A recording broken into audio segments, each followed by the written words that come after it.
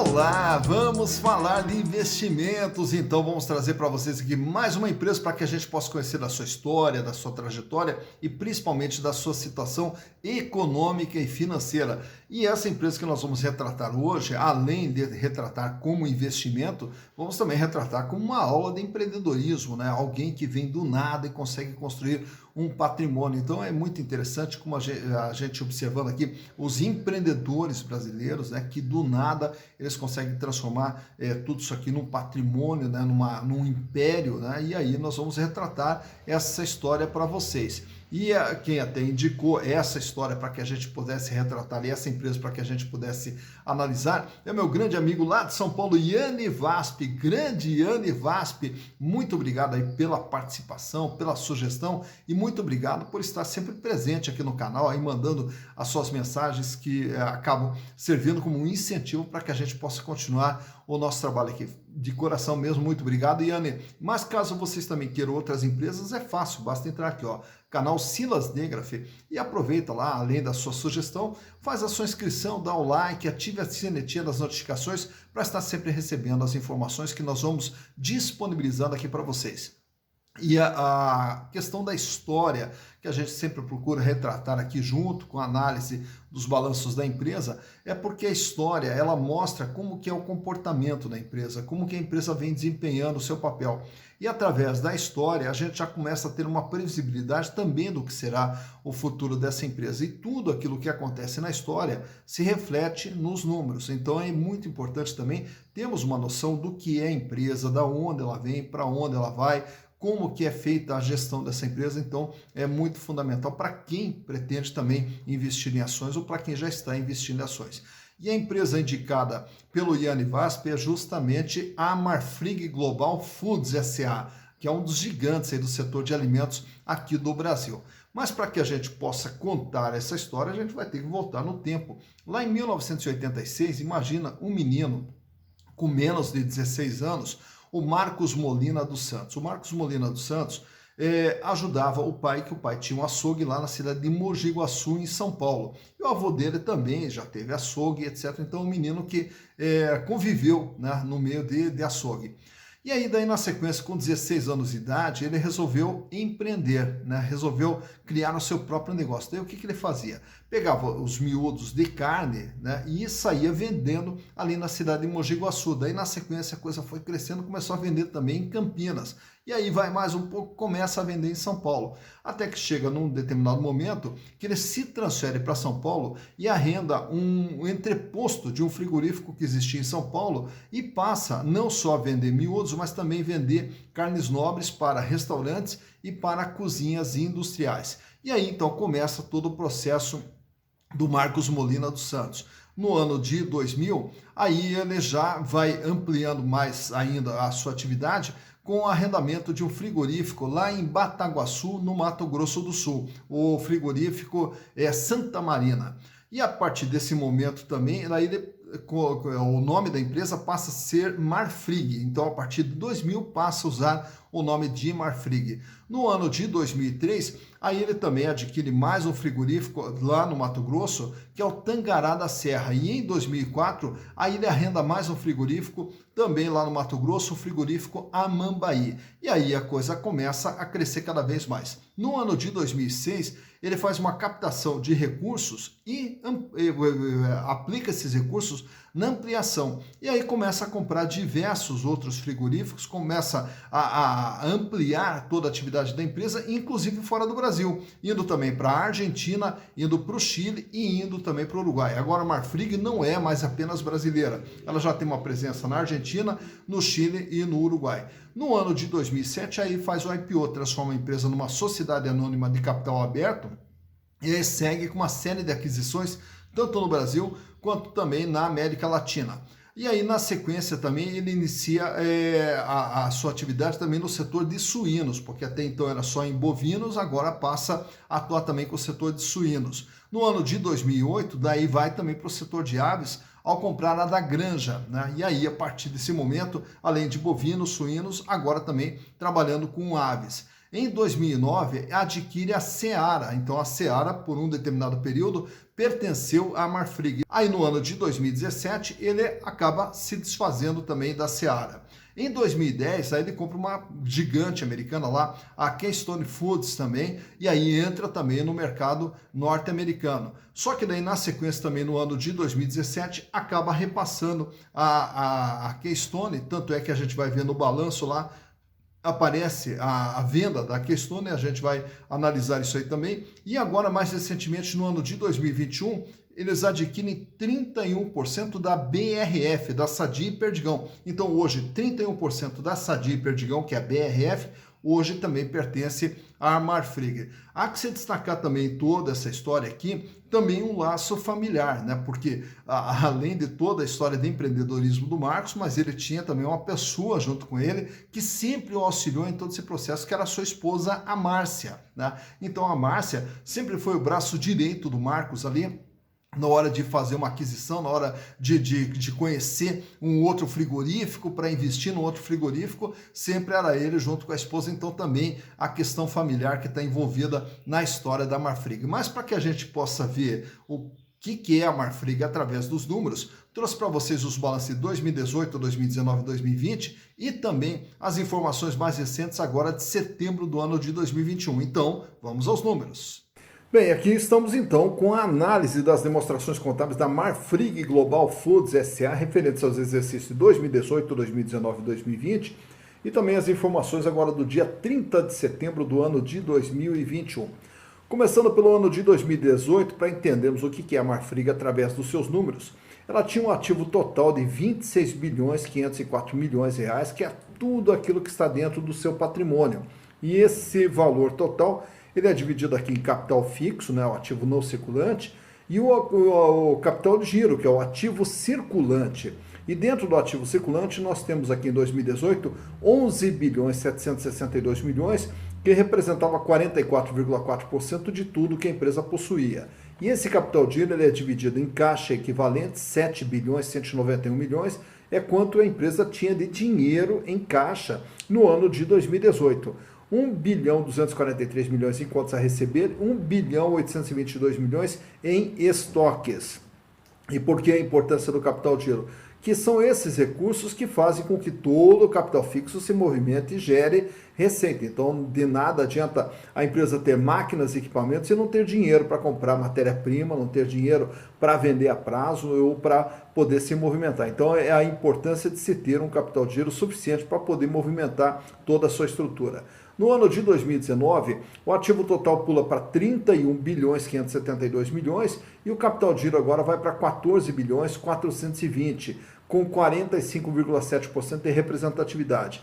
O volume de dinheiro em caixa agora aumenta para 8 bilhões 410, 2 bilhões e 20 para receber e 2 bilhões 383 milhões em estoques. Indo para o ano de 2020, a empresa aumenta o seu tamanho e vai para 39 bilhões 507. E aí o capital de giro pula para 18 bilhões 419, com 46,6% de representatividade. Aumenta ainda mais o volume de dinheiro em caixa, olha só. Fecharam 2020 com 11 bilhões 757 milhões em dinheiro, caixa, banca, aplicação. 2 bilhões e meio para receber e 2 bilhões e 800 em estoques. Agora no mês de setembro, fecha com ativo total de 47 bilhões 109 e o capital de giro pula para 25 bilhões de reais, agora 54% de representatividade. Aumenta o volume de dinheiro em caixa, 15 bilhões e 600. Então, a Marfrig fecha 30 de setembro com 15 bilhões em caixa, a quantidade de dinheiro que a empresa possuía em 30 de setembro. 3 bilhões e 200 para receber e 4 bilhões e 200 em estoque. Então vai aumentando gradativamente o seu volume de dinheiro, vai aumentando o seu contas a receber, vai aumentando os seus estoques e, consequentemente, o seu capital de giro ficando cada vez maior, o que é um ótimo sinal. Já em termos de endividamento, o endividamento da Marfrig também era elevado. No ano de 2018, dos 26 bilhões que ela tinha no ativo, ela devia 22.400, o que representava 84,9% de tudo aquilo que a empresa possuía. Grande parte dessa dívida aqui no longo prazo, 13 bilhões e 8 bilhões e 600 no curto prazo. E o PL era de apenas 4 bilhões de reais. E ela vinha carregando um prejuízo acumulado aqui de 3.317. No ano de 2019, o endividamento aumenta para 29 bilhões, aí ela já chega aqui, ó, perigosamente com 94,4%. Tá certo que grande parte da dívida no longo prazo. E o PL ele despenca aqui para 1 bilhão 776 e carregando aqui um prejuízo acumulado de 3 bilhões e 94. Já no ano de 2020, a dívida pula para 35 bilhões, apesar do aumento nominal da dívida, o peso dela fica um pouquinho menor. Por quê? Porque a dívida não acompanhou esse crescimento da empresa. E o PL volta a crescer e agora já não existe mais prejuízos acumulados. E pelo contrário, já passa a ter aqui um lucro acumulado de 278 milhões de reais. E agora, em setembro de 2021, o endividamento total fecha em 40 bilhões, dos 47 bilhões que a empresa tem no seu ativo, ela deve 40, 85,8% de representatividade. Então, continua ainda com uma dívida alta, porém, a dívida que era de 84 vai para 94, cai para 91 e agora cai para 85,8%. Então, o capital de giro da empresa vem aumentando, o endividamento, apesar de alto, mas pelo menos já vem diminuindo. E agora vamos ver em termos de resultados o que a empresa gerou. Em 2018, um faturamento de 29 bilhões 715, em 2019, 48 bilhões 761, em 2020, 67 bilhões, e agora em 9 meses do ano, ela já acumula 61 bilhões de faturamento, o que nos projeta aqui para os últimos 3 meses do ano, um faturamento próximo de 80 bilhões. Então sai de 29 para 48, para 67, para 80 bilhões, o faturamento crescente a cada ano. E como eu falei há pouco para vocês sobre a venda da Keystone, então ele aparece aqui ó, no ano de 2018 como um resultado das operações descontinuadas, que aqui representa o ganho que a empresa teve na venda da Keystone, que faz com que o prejuízo que vinha no ano de 2018 com 1 bilhão 489, com o resultado das operações descontinuadas, fechou com um lucro total de 2 bilhões 153. Em 2019, o lucro fecha em 1 bilhão 582, em 2020, 4 bilhões 530 e agora até setembro já tem acumulado um lucro de 5 bilhões 324, projetando aí um lucro de pelo menos 7 bilhões e meio para o ano de 2021, os números muito interessantes aqui da Marfrig.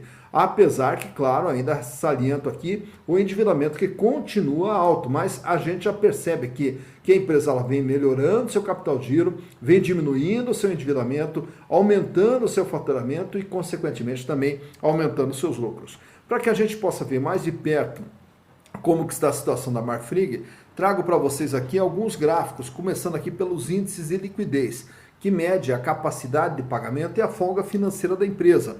No ano de 2018, a liquidez geral fechou em 0,65, 2019 0,62, 2020 volta para o 0,65 e agora em 2021 0,74.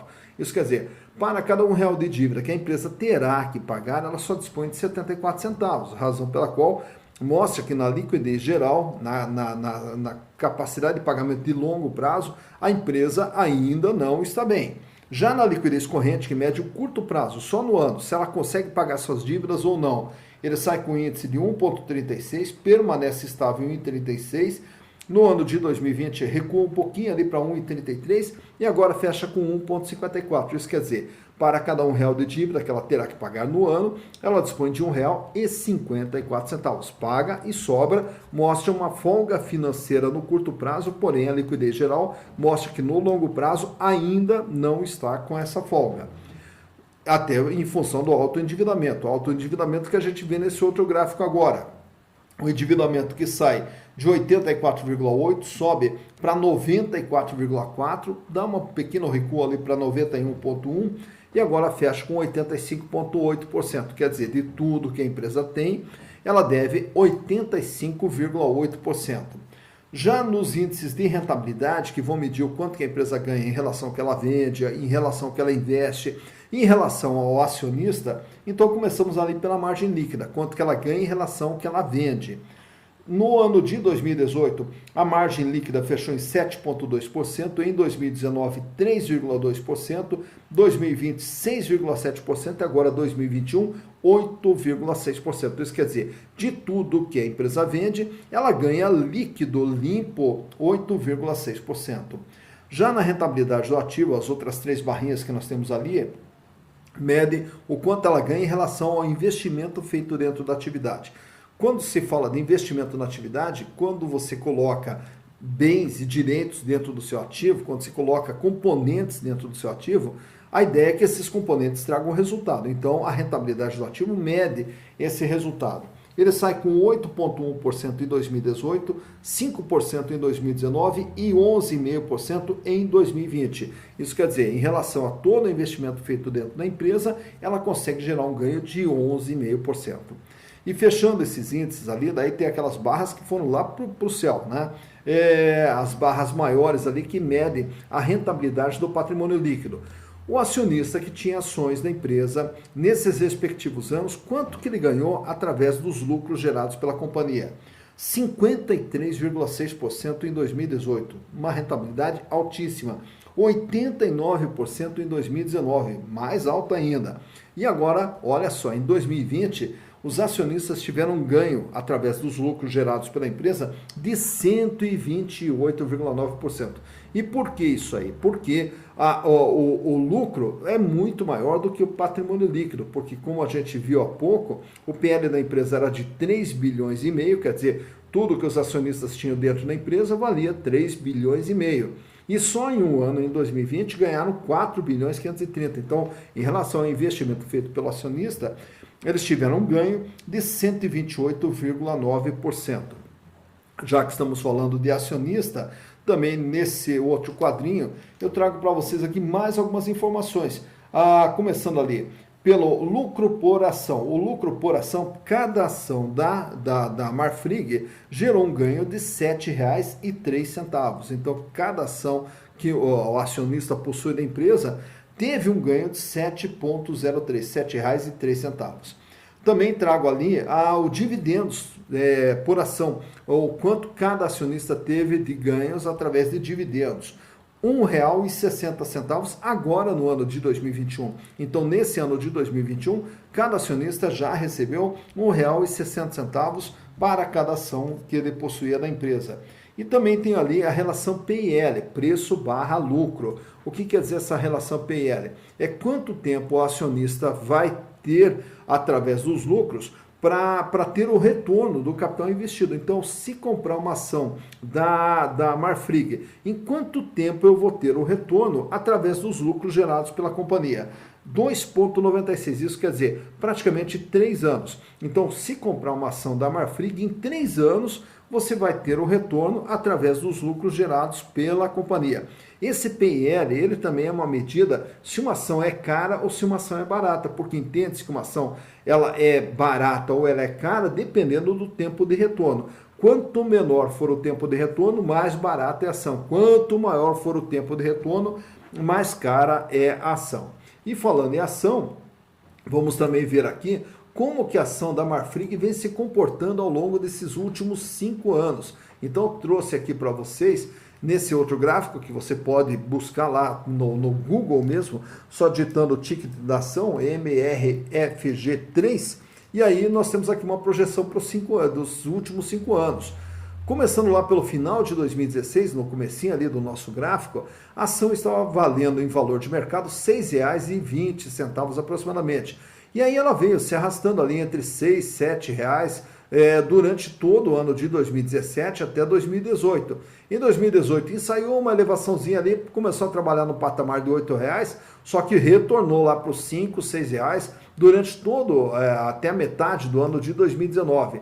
Aí começa ali no final de 2019, aí ela ensaia uma recuperação, e aí ela vai até R$ 11, R$ 12, e atinge seu pico com quase R$ 14, isso em fevereiro de 2020. Aí você vai ver aquela queda que tem ali logo depois de 2020, que foi justamente a queda da pandemia. Na pandemia que todas as ações tiveram aquela queda significativa ali, né? E a Marfrig também não escapou da queda. Mas ela já se recuperou e aí engatou uma subida, vai subindo, tem uns intervalos ali de queda, chega a R$ 17, cai novamente para 13, daí sobe, volta para 19, dá uma caidinha para 18 e aí ela dispara e chega ali no seu ponto mais alto ali, praticamente com R$ 27 o valor de cada ação.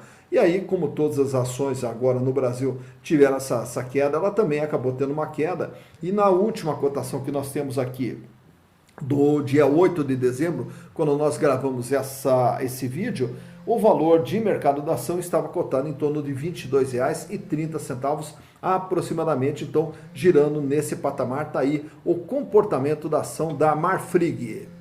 Tá, então, mais uma empresa analisada. E que empresa, hein? Que empresa, que história maravilhosa, né? Então, não só a história, como também tá aí todo o desenvolvimento da Marfrig. A Marfrig aí tentando se expandir cada vez mais, para não só no Brasil, como fora do Brasil também. E hoje, quando você vai no mercado, vai no açougue, vai comprar carne, com certeza você vai achar os produtos da Marfrig, né? E aí, então, o importante é justamente isso aí, que você que é investidor ou pretende investir em ações, então o fundamental o que é? É conhecer um pouquinho da empresa, já que comprar ações é entrar de sócio de alguém, então nós temos que conhecer com quem nós estamos nos associando. E naturalmente, mais importante do que uma bela história, é justamente nos escorarmos nos números, saber como que uma empresa está financeiramente, ela tem algum perigo de passar por dificuldade ou não, então a gente vai analisar lá o lado financeiro, o lado do endividamento também, como é que está o endividamento está subindo, está caindo, está estável,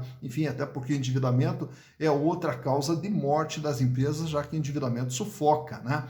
E aí, naturalmente, que é a rentabilidade, a lucratividade, porque quando a gente entra de sócio, entra como acionista de uma empresa, nós queremos investir e também queremos participar dos ganhos que essa empresa proporciona. Então, nós temos que ter um olho todo especial para a rentabilidade e para a lucratividade. Então, são os pontos fundamentais que a gente sempre analisa aqui dentro dos balanços para dar um embasamento para, na hora de comprar ações, você saber aonde que você está entrando, né? Entrar com consciência, entrar sabendo os riscos que nós estamos correndo e também as oportunidades que nós podemos ter. E isso a gente enxerga através dos números. Claro que existe uma diferença entre o que é patrimônio da empresa e o que é valor de mercado. E o valor de mercado passa por flutuações pelas mais diversas razões, a economia, o dólar subindo, os fundos internacionais se retirando, daqui a pouco eles retornam para o Brasil, então o valor de mercado ele passa pelas oscilações, né? Mas